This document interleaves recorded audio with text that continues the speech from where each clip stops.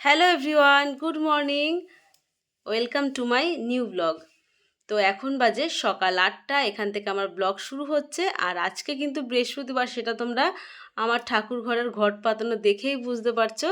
তো সকাল থেকে আমি অনেক কাজ করে নিয়েছি, আর তোমরা তো জানোই বৃহস্পতিবারের কত কাজ থাকে, আর বিশেষ করে ঠাকুরের বাসনগুলো একটু বেশি ভালো করেই পরিষ্কার করে মাজতে হয়।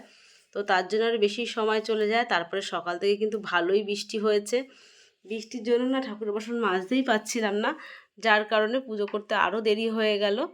তো আমার এখন আরতি পর্ব হচ্ছে, আরতি পর্ব হলে আমার পুজো সম্পন্ন হবে। তো আজকে আবার ছেলে মেয়ের বায়না, চানা আর লুচি খাবে। তো আমি রান্নাঘরে চলে এসেছি অনেকক্ষণ আগেই। তো ব্লগটা শুরু করতে আবার একটু দেরি হলো মাঝখানে, কারণ আমি ময়দা মেখেছি আর বাদ বাকি কাজটাও সেরে নিয়েছিলাম। তো তরকারিটা আমার কিন্তু হয়ে গেছে, মানে চানার তরকারিটা। এটা কিন্তু আমি কিছুদিন আগে তোমাদের শর্টসে ছেড়েছিলাম। আর এই ব্লগটাও ছাড়তে আমার একটু দেরিও হয়ে গেছে, কারণ এডিট করার আমি সময় পাচ্ছিলাম না যে আমি পোস্ট করব। তো যাই হোক, দিতে দিতে পেরেছি, এটাই অনেক। কারণ এখন একদম সময় হয়ে পারছে না, কেন আমি নিজেই বুঝতে পারছি না। আগে প্রত্যেক দিন একটা করে লং ভিডিও আমি ছাড়তাম, কিন্তু এখন একদিন দুদিন হয়ে যাচ্ছে, তারপরে গিয়ে ভিডিও আমার ছাড়তে হচ্ছে। তো লুচিগুলো কিন্তু ভালোই ফুলছে, আর ফুলকো ফুলকো লুচি খেতে কে কে ভালোবাসো তোমরা? আমার মেয়ে তো লুচি ফুললেই ভীষণ খুশি হয়। তো ওর জন্য বেশি ফোলা লুচিগুলো আমি রেখে দিই, সবগুলো যে ফুলবে এমন কোনো কথা নেই। তো তোমরা তো জানোই সকালবেলা আমাদের ব্রেকফাস্টে লুচি রুটি এগুলো সেরকম একটা হয় না, আমরা শখ করে খাই। তো সব লুচি আমার ভাজা হয়ে গেছে, এটাই আমার একদম লাস্ট। খুব কম ভেজেছি, মানে একদম সকালবেলায় খেয়ে শেষ করে ফেলবো। তো আজকে তরকারিটা, যেহেতু এটা পরে ব্লগ দিচ্ছি, চানার চানার রেসিপিটা এত সুন্দর হয়েছিল খেতে। তো শাশুড়ি মাকে আমি খেতে দিয়ে দিয়েছি, আর আমিও খেয়ে নেব। তো মিঠাইয়ের না আজকাল খুব শরীরটা খারাপ, জানি না কি হয়েছে, খাওয়া দাওয়া করছে না। আর এই যে আমাদের শেরু, তো ভাবছি আমিও খেয়ে নিই, ওরা এখনও খায়নি, ওরা কখন খাবে? লুচি তো যে যখন আসবে সেইভাবে দিয়ে দেবো। শাশুড়ি মাকে খেতে দিচ্ছি, আমিও খেয়ে নিচ্ছি। তারপরে আমার আবার অনেক কাজ আছে, সেই সবগুলোও করতে হবে। বৃষ্টি পড়ছে, কিন্তু তার মধ্যে কিন্তু গরম প্রচুর। তার মধ্যে রান্নাঘর থেকে বেরোলে না বেশি গরম লাগে। তো যাই হোক, তোমরা দেখতে থাকো, আমি খাই।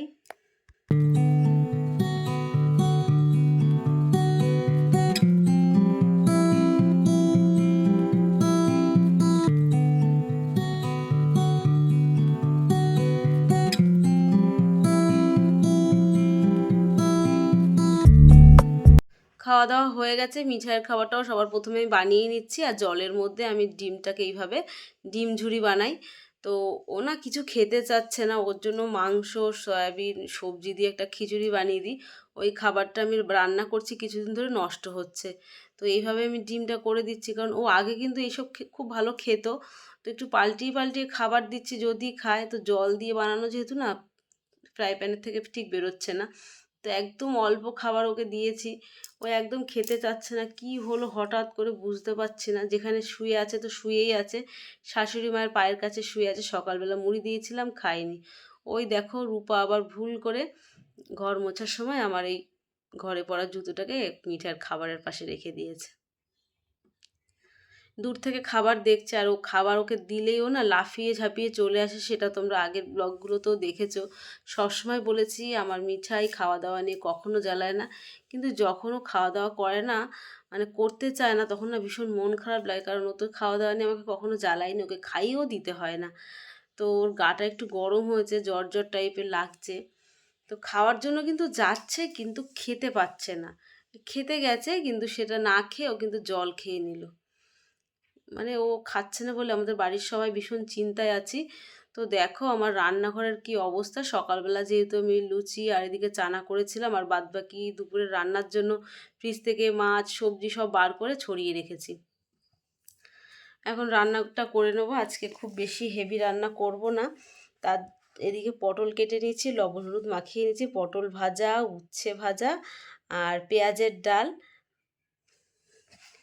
খুব ভালো খাবার। সবসময় মাছ খেতে না একদম ভালো লাগে না, আমার একটু সবজি টবজি হলে বেশি ভালো হয়।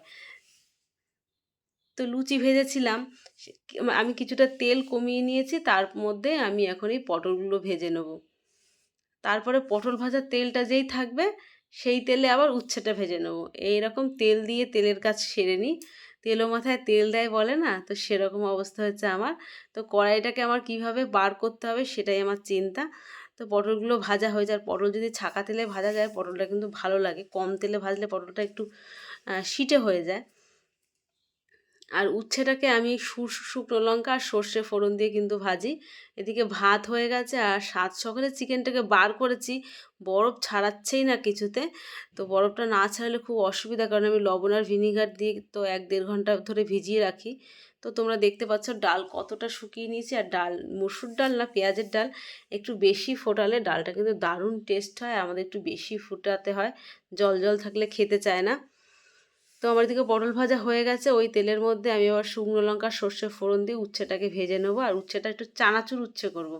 তোমরা কি বোঝো চানাচুর উচ্ছে কাকে বলে? মচমচে উচ্ছে ভাজা হবে আর ভাত দিয়ে মেখে শুকনো লঙ্কা কামড়িয়ে খেতে না দারুণ লাগে।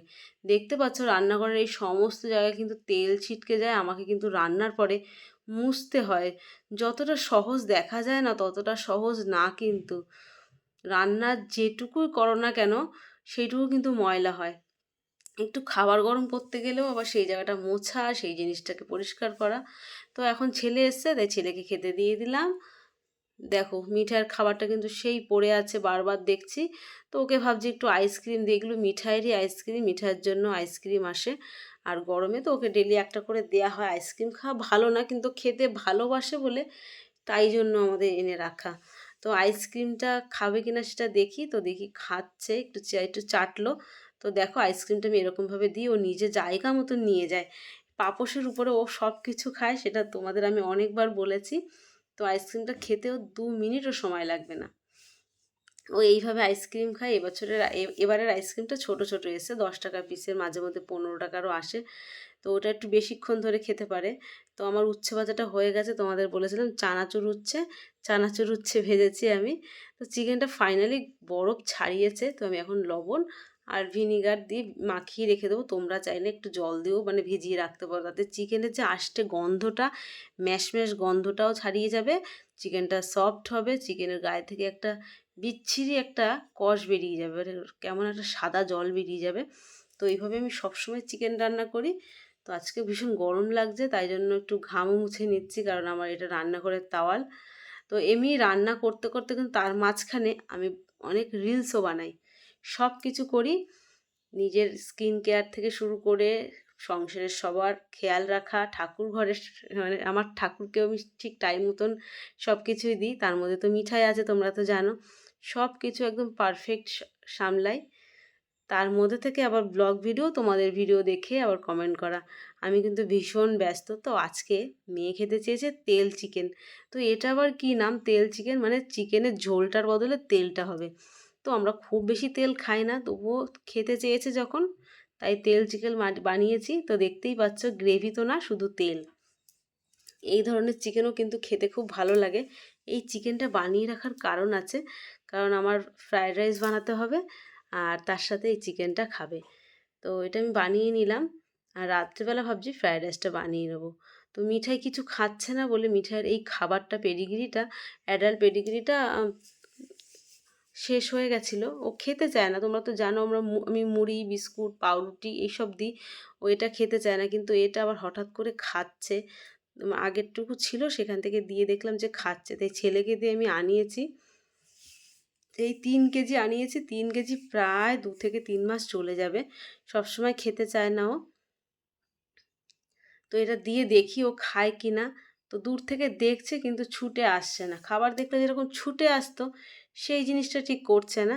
তো দেখো আস্তে আস্তে আসছে, দেখি যদি খায় খুবই ভালো লাগবে, কারণ ও না খেলে না রাত্রিবেলা টেনশন হবে। এখন কিন্তু সন্ধেবেলা, তো সন্ধেবেলা টিফিন দেবো বলে আমি এটা আনিয়েছি ছেলেকে দিয়ে। তো দেখো খাচ্ছে, বেশ ভালোই হলো যে এটা খেলে অনেকক্ষণ পেটে থাকবে। এটা সয়াবিনের মতন তো, এটা জল খেলে মানে পেটের মধ্যে শুধু খাবারটা ফুলবে, তাতে আমি সারাটা রাত নিশ্চিন্ত থাকবো। তো এতটা ঢেলে রাখলাম, আর বাদ বাকিটা ভালো করে প্লাস্টিকে আটকে রেখে দিচ্ছি, যেহেতু বর্ষাকাল নরম হয়ে যাবে। নরম হয়ে গেলে কোনো জিনিসের আর টেস্ট থাকে না।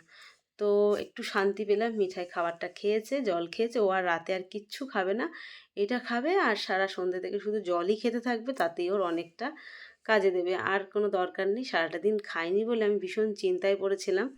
তো বন্ধুরা, ভিডিওটা আমি আর বেশি লম্বা করব না, ভিডিওটা আমি এখানেই শেষ করছি। আজকের ভিডিওটা তোমাদের কেমন লাগলো? যদি ভালো লেগে থাকে অবশ্যই একটা লাইক করো। আর আমার পরিবারে নতুন হয়ে থাকলে আমার চ্যানেলটা সাবস্ক্রাইব করার অনুরোধ রইল। যারা নতুন নতুন আসছো আমার বন্ধু হয়ে, তাদেরকে অসংখ্য ধন্যবাদ। Thank you for watching. By.